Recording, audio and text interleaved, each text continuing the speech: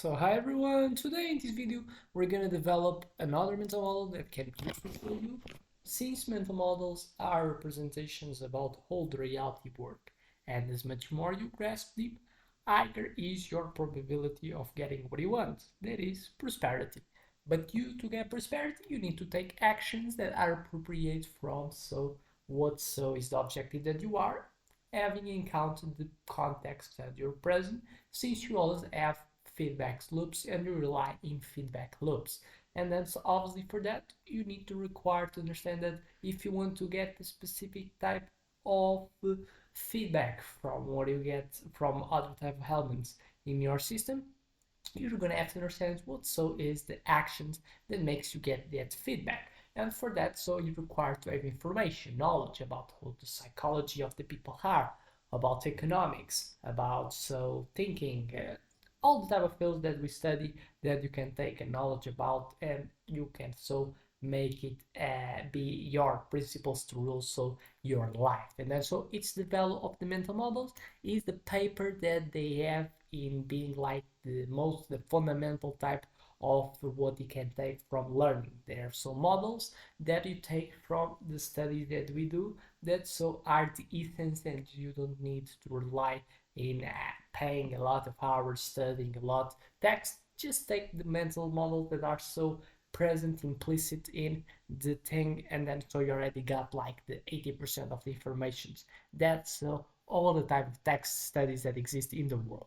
But then so with all this talk, what's going to be the mental model today? It's going to be economic one that's called the iron triangle. uh, and what's like the iron triangle? So we already have in count that exists three elements that are in this iron triangle, and it's not a good triangle. In reality, it's a toxic triangle for the population. But then so how are made this iron triangle? It's made by bureaucrats, are made by lobbyists and politicians. But then so what's like the core idea of this iron triangle? So the iron triangle, I could say that's a toxic alliance between three groups: politicians, bureaucrats, and lobbyists or corporations. Together they create a self-serving loop that prioritizes power and profit over public good. And policies are shaped not by voter needs, but by backroom deals, kickbacks, and career incentives. But then so now that we have understood how this works. So we have the first part of this triangle. We could start by anyone, but the first one that I'm going to touch is the politicians. So pass laws favoring lobbyists, clients to secure campaign donation and vote. And I have examples like the voting for fossil fuel subsidies to please oil lobbyists. So the politicians, what's like the rule of politicians, they create laws, they try to approve laws. And so obviously can exist alignment of incentives. If they do laws that benefit some part of persons, obviously so they can do it, but in exchange of receiving some type of aid, financially talking from that people, that so will be get benefits from that specific policy. And so politicians have an element that can and works by incentives, but could be the wrong ones, not the population, but yes, the people that got money, and they're a minority that kind of captures a lot of the resources. And obviously so when we try to satisfy just a few elements of the system, not the majority, the system tends to be inefficient. And then so politicians as someone that are susceptible to suffer with corruption.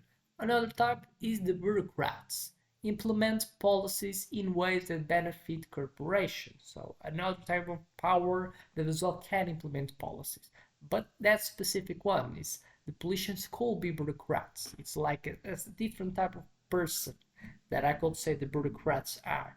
Implement policy in ways that benefit corporations, the same as politicians, like weak enforcement, to gain post-government jobs. It's like bureaucrats, they have this side. As the politicians they can add like they create laws to make in favor for the people that they hate, financially talking.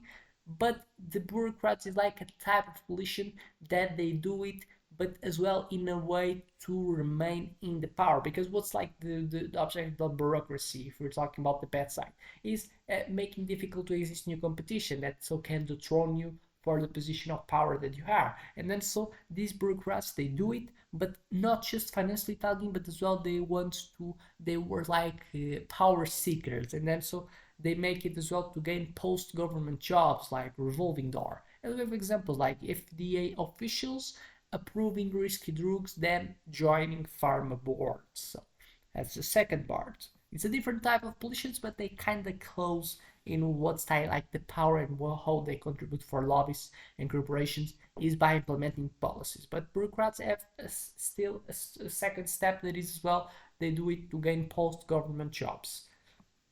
And now the third part, as well important to get, is the lobbyists and corporations. Funds of politicians and consult bureaucrats to shape regulations in their favor, with example the tech giants lobbying to kill privacy laws.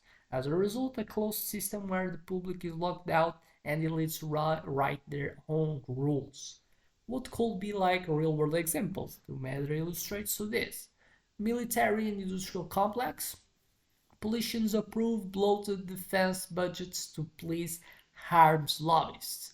Bureaucrats award contracts. Retired generals join defense boards. One of the best examples. 2. Big Pharma's FDA influence. 55% of FDA advisory panel members have financial ties to drug companies like the JAMA, and which was a takeaway came from JAMA study. Agribusiness and farm bills. Lobbyists secures around 20 billion a year in corn sugar subsidies, and obviously what it comes generates politicians win rural votes. And obviously with politicians winning rural votes, USDA bureaucrats turn a blind eye to monopolies. And big tax regulatory shield, one of the most type of we see a lot today. Google and Facebook spending around or even more than 1,000 million a year in lobbying, and obviously the politicians with that they're getting incentives to do what Google, Facebook that want.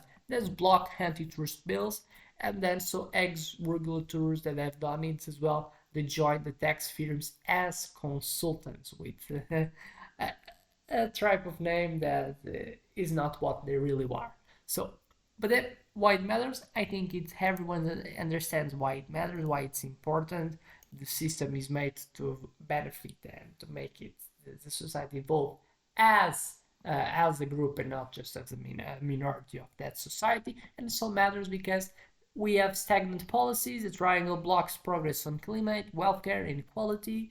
We have public trust erosion. So 80% of Americans believe governments serves the powerful, and this was a study taken from the journal Peer Research. And economic waste, around 1 trillion a year in corporate welfare, tax breaks, subsidies, drains public funds. And so we have today, we have that specific thing.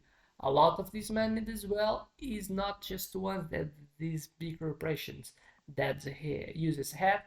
Some of the money as well is kind of taken from the taxpayers, and then so these policies they as well have the power to applicate money where to they want, and not just like the having dependency to get from lobbyings from good high type of companies. But then, so how to break the triangle is one of the most important. Obviously, in that video, I'm not going to develop whole type of strategies, like more generic type of approaches, but so can be a service basis to make you develop something to break so this mental model to exist. Ban the revolving door, like imposing 5-year cooling off periods before bureaucrats can join industries they regulated.